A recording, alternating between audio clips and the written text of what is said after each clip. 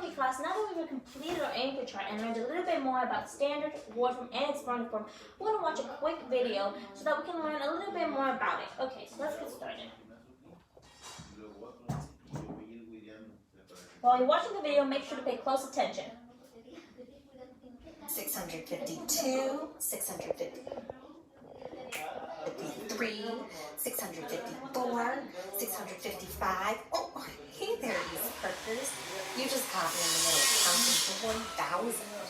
Right now, I'm counting using standard form, which is the way most of us know our numbers. But did you know that we can write numbers in lots of different ways? Let me show you what I mean.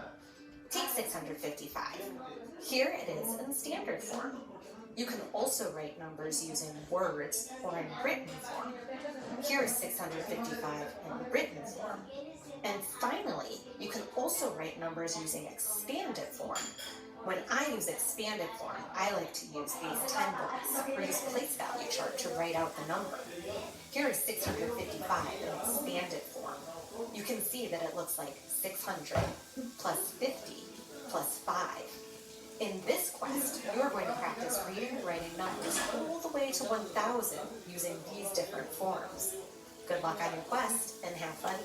Okay guys, now that we just saw the video, we will be learning how to expand and write word form numbers. We're going to be standard numbers and we might get up to 1,000, 1,020. But first I'd like y'all to tell me what you saw in the video. What do y'all think what else we will be doing with these word forms? Well, I learned that you can write numbers in 3 different ways. That's correct. We have standard, word, and expanded form. Can anybody tell me any of the different forms? Well, standard form, you put the number how it is. Exactly. Word form, you spell it out.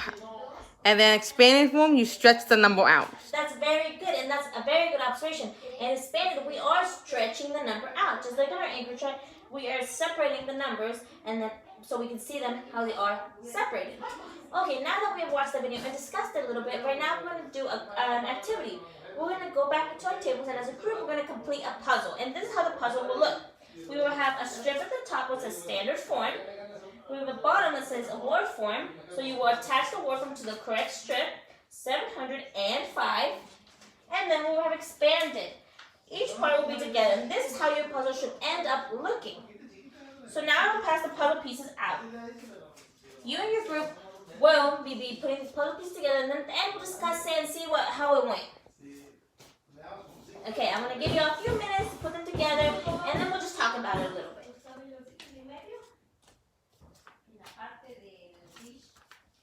Okay, good job guys. Now that y'all have put your puzzle pieces together, I would like one table group to let me know what number y'all had and how y'all put your puzzle pieces together. Can I get the blue table? We got 220. Okay. And then we look at the board and it said 220. So we knew that went together. And then 200 plus 20 plus 0 equals 220. Good job. That is very true. When you're breaking up the standard number, word form 220, and then expanded, you're breaking it up again, so 200 plus 20 plus 0, 220. Okay, did you have another puzzle piece? Yes, we had 154. Okay, can you please explain how you got that one together? So 100 plus 50 plus 4 equals 154. And then in word, it's 154. That's a great job, and y'all did amazing in this activity. Now we're going to move on. I would like you to pull out your math journals. And on this math journal, let's consider this and let's think about this a little bit. We're a class full of mathematicians, and we learned so much. But today we learned how to use standard, expanded, and word form. Now in your journals, I want y'all to consider, as mathematicians, should we continue to use these 3 different forms to learn, explain, and describe numbers?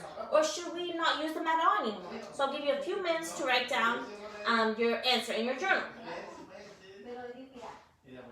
Okay, now that y'all written down your answer, down below your answer, I would like you to draw a picture or write a standard, expanded, and word form example so that you know how they would look like, and if you wrote yes or no, and also you're justifying your answer. I'll give you a few minutes to do that. But before I do that, again, I'll repeat the instructions one more time.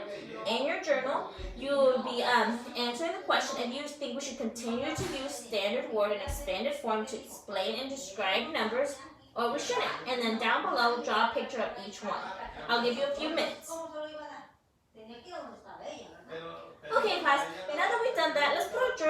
let's get back to the carpet.